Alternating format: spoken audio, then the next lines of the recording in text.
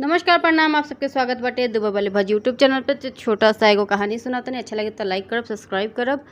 और छोटा सा कहानी बा लेकिन सीख बहुत बड़ा बाटे कि ज़िंदगी के फैसला कैसे लिहल जाओ।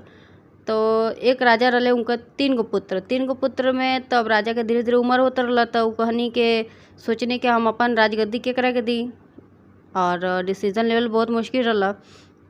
तो तीनों पुत्र के सामने बुला के तीनों के बोले कि अगर केहू गलत काम कैले होको तो ओकरा के का सजा दिहल जाओ। तो पहला पुत्र बोलस कि हम तो सीधा मृत्यु दंड दे देम। और सेकंड वाला बोलस तो हम तो जान से मार डालेम कि दोबारा देख के गलती केहू करो ना।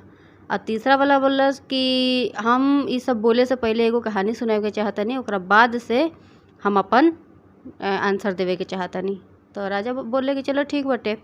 तो बोला से एगो राजा रहले और एगो तोता रहला। तो तोता काफ़ी दिनों से अपना माँ बाप से मिलल ना। तो बोलस कि राजा साहब हमरा के अपना घरे जाए के बटे। तो राजा बोले कि चलो ठीक बटे जा, लेकिन जल्दी आ जाइए। तो तोता अपना घरे गइल, घरे से जाके अपना माँ से मिलल। जब वापस लौटत रहला तो एगो आम के बगीचा देखल। और ऊ पेड़ ऐसा रहला ना कि ऊ जो आम के ऊ खाइत ना तो ऊ कभी भी बूढ़ा ना होइत। तो ऊ एगो आम लेके राजा साहब के पास जात रहला। तब तक ओकरा रास्ता में थकावट महसूस भइल तो एगो पेड़ के नीचे सुत गइल। और ऊ आम के छोटा सा एक साइड से सांप काट ले रहला, ठीक न। तो ऊ फिर उठला सुबेरे, फिर उठा के लेके चल गइल। फिर राजा साहब के देलस कि हई तहरा खातिर हटे।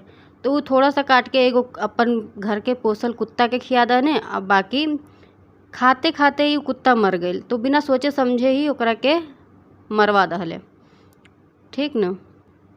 तो बिना गलती मतलब बिना कुछ पूछले ही उनका के मरवा दहनी। और ओकरा बाद से ऊ आम के उठा के बाहर कहीं फेंक देने। तो ऊ जो आम के घुटली रहला तो एक के बहुत शानदार बहुत बड़ा पेड़ बन गइल और ओइमे खूब अच्छा आम निकले लागल। तो राजा साहब के ई घोषणा रहला कि ओइजा के आम केहू ना खाई, काहे के जहरीला बाटे। तो एक दिन एक औरत जात रहलसी, बहुत ओकरा पता ना रहला कि आम खाइल मना बाटे, लेकिन फिर भी बूढ़ी औरत जात रहलसी खाते तो ऊ आम 2-3 गो तोड़ के खइलस। लेकिन ओकरा दिन पे दिन जब ओकरा जवान होए लागल तब से राजा साहब से बुलावा आइल कि उनका के बुला के लेके आवा। तो जौन कहानी रहला सब ऊ औरत इनका के बतवली ह। तब राजा साहब जानले कि हाँ, यानी कि हम बिना पूछले उनकरा के मृत्यु दंड दे देले रहनी, हम बिना पूछले सोचे समझे। तो वही से तीसरा पुत्र कहलस कि हाँ ना, जब अगर बिना केहू के गलती जाने हम फैसला ना सुनाए।